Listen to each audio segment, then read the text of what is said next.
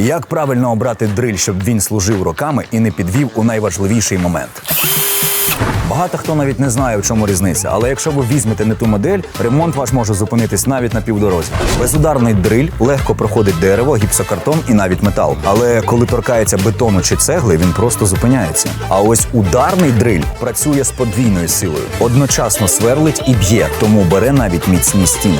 Отже, перед покупкою просто згадайте, якщо ви працюєте тільки з деревом чи металом, вистачить безударного. Але якщо плануєте сверлити бетон чи цеглу, обирайте ударний. Інакше доведеться купувати ще один інструмент.